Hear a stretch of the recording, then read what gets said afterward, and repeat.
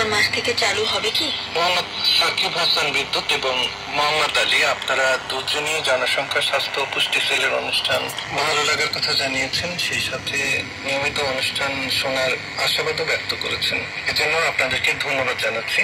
আর দুজনে একই প্রশ্ন করেছেন যে শীতকালীন অনুষ্ঠান সূচিতে কোনো ধারাবাহিক নাটক চালু হবে কিনা। শীতকালীন অনুষ্ঠান সূচি অর্থাৎ আগামী 1 অক্টোবর থেকে শীতকালীন অনুষ্ঠান সূচিতে কোনো ধারাবাহিক নাটক নতুন ভাবে চালু করার পরিকল্পনা নেই।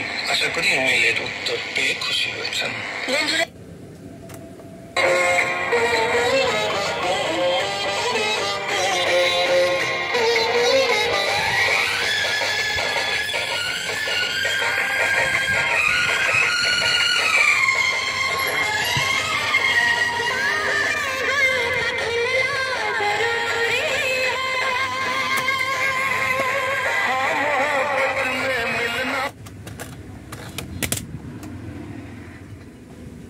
অনুষ্ঠান জনসংখ্যা স্বাস্থ্য ও পুষ্টি